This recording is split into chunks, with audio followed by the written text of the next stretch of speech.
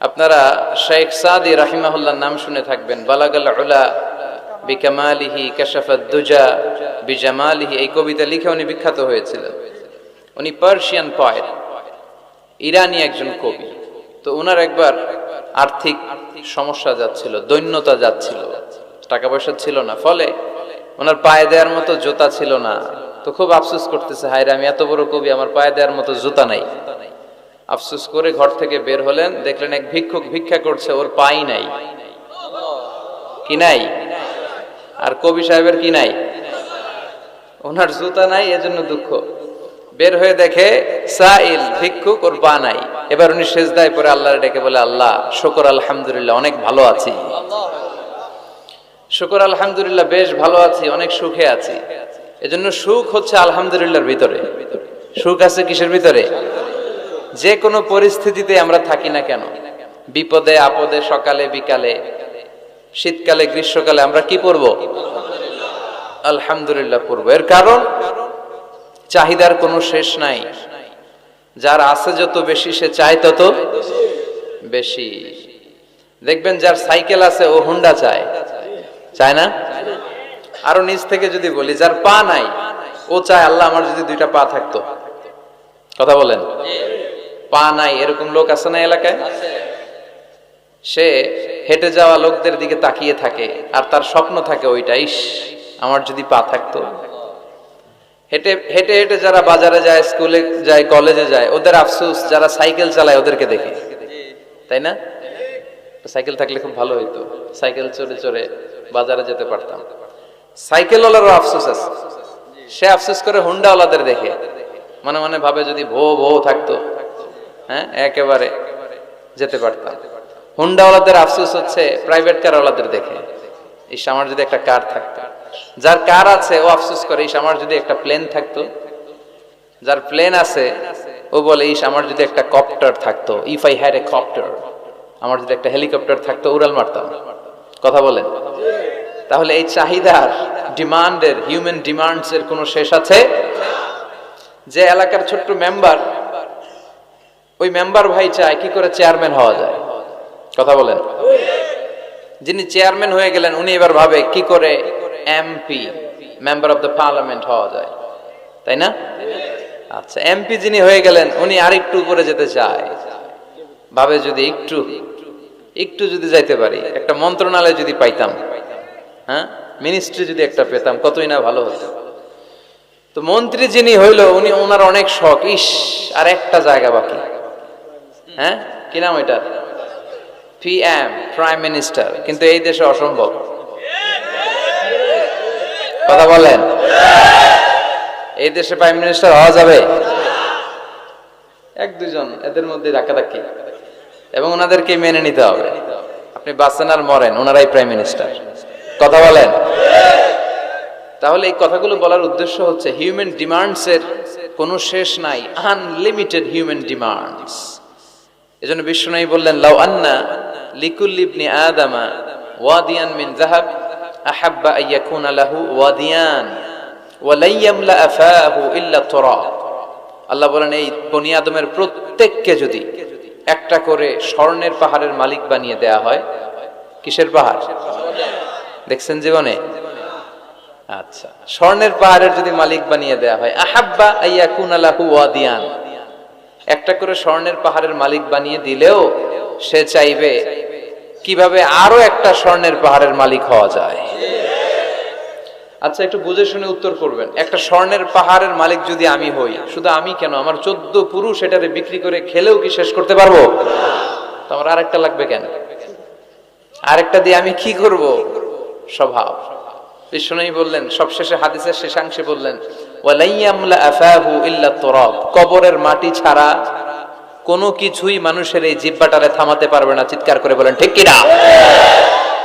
এজন্য যার আছে বেশি, ও চায় বেশি, এই ডিমান্ডটারে একটু কমাতে হবে, আল্লাহর কাছে শুকরিয়া করতে হবে। অর্থের প্রয়োজন আছে, কিন্তু এটার হৃদয়ে স্থান দেয়া যাবে না। এটা হাতে আসবে আবার চলে যাবে, ঠিক কিনা? হৃদয়ে স্থান থাকবে কার? যাদের হৃদয়ে আছে আল্লাহর ভয়, তারা কভু পথ ভুলে যায় না। আল্লাহর প্রেম ছাড়া এই দুনিয়ায় কারো কাছে কোনো কিছু চায় না, ঠিক কিনা? মুমিনের হৃদয়ে দরদ ভালোবাসা থাকবে একজনের জন্য, চিল্লায় বলেন তো তিনি কে? এজন্য আমরা যেন শুকরিয়া করি, আমরা যেন অভিযোগ না করি। দেখেন, আমরা যদি জিজ্ঞেস করি ভাই আপনি কি চান, কি লাগবে আপনার, কার কি লাগবে, একজন বলবে আমি এটা চাই, আমার এটা নাই, আমি ওইটা চাই, ওইটা চাই, কত কিছু লাগবে আমাদের। কিন্তু ঠিক এই মুহূর্তে যে লোকটা হসপিটালের বেডে শুয়ে আছে, ক্যান্সারে আক্রান্ত, ক্যান্সার যার নেই কোনো অ্যান্সার, ওরে যদি জিজ্ঞেস করেন ও বলবে আমার কিচ্ছু লাগবে না, আমি শুধু বাঁচতে চাই। ও কি চায়? আর আমরা অনেক কিছু চাই। এজন্য আমরা শুকরিয়া করব বেশি বেশি। শুকরিয়া করলে বাড়িয়ে দেয় কে?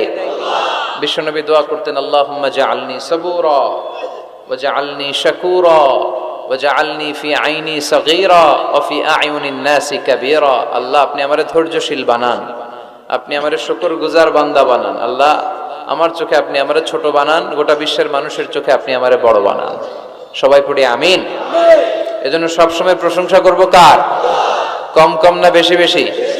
সবসময় শুকরিয়া করতে রাজি আছি তো? আল্লাহ সব সময় যেন আমরা তোমার শুকরিয়া করতে পারি, তুমি তৌফিক দাও। কথা বলেন। জট লাগায় নাকি জট খুলে দেয়? আলহামদুলিল্লাহ পড়েন। এজন্য কোরআনের সাথে যেন আমরা সম্পর্ক বাড়াই। We should increase the attachment with the holy book Quran. যতই সম্পর্ক বাড়াবেন আপনার মর্যাদা বাড়াবে কে? সম্মানিত ভাইরা খেয়াল করে বুঝবেন, সাইয়েদনা জিবরীল আলাইহিস সালাম এই কোরআন নিয়ে পৃথিবীতে এসেছিল, তাই তিনি হয়েছেন শ্রেষ্ঠতম ফেরেশতা। রমাদান আল মুবারকে আল্লাহ তাআলা এই কোরআনকে নাজিল করেছে, তাই রমাদান হয়েছে শ্রেষ্ঠতম মাস। বিশ্বনবীর উপর আল্লাহ তাআলা এই কোরআন নাজিল করেছেন, তাই তিনি হয়েছেন বিশ্বনবী। আমরাও যদি এই কোরআনের সাথে সম্পর্ক লাগাই, আমাদের মর্যাদাও এরকম আকাশচুম্বী করে দিবে কে? এজন্য কোরআনের সাথে অ্যাটাচমেন্ট বাড়ানোর দরকার আছে না নাই? প্রতিদিন যেন আমরা কোরআন তেলাওয়াত করি, প্রতিদিন যেন কোরআনের বঙ্গানুবাদ পড়ি। যা বলার সব বলা হয়েছে, নতুন করে আল্লাহ কিছু বলবে না। এজন্য কোরআন থেকে নূর নিয়ে যেন আমরা নিজেদেরকে আলোকিত করি। কোরআনের একটা নাম হচ্ছে নূর, একটা নাম কি? লিতুখরিজান নাসা মিনাজ যুলুমাতি ইলান নূর। এই কোরআনকে আমি পাঠিয়েছি অন্ধকারাচ্ছন্ন মানুষগুলোকে আলোর পথে নিয়ে যাবার জন্য। কোরআন মানুষকে আলোকিত করে, কোরআন মানুষকে জাহালাত বা অন্ধকার শিক্ষা দেয় না। এজন্য আসুন কোরআনের সাথে সম্পর্ক বাড়াই এবং নিজেদেরকে আলোকিত করি। আর এই কোরআনের যেখান দিয়েই আমরা কথা শুনি না কেন, বরকত আছে না নাই? লা তুহসা আজাইবুহু ওয়া লা তাবলা গরাইবুহু ফিহি মাসাবিহুল হুদা ওয়া মানারুল হিকমা। কোরআনের আশ্চর্যান্বিতার কোনো শেষ নাই, কোনো শেষ নাই। যতই পড়বেন ততই আশ্চর্য হবেন। সুবহানাল্লাহ পড়বেন না? ওয়ালা তাবলা গরাইবুহু, এটা কখনো পুরাতন হবে না, জীর্ণ শীর্ণ হবে না।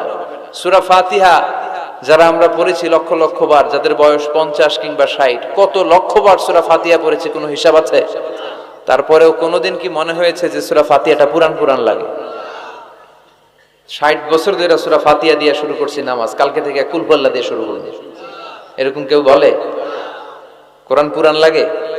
চির নতুন, এভারগ্রিন, সবুজ, চির সবুজ, চির নতুন। এটা কখনো পুরাতন হয় না।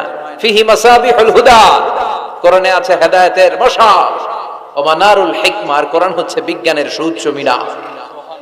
কোরআনের ভিতরে বিজ্ঞানের তথ্যপত্র আছে না নাই?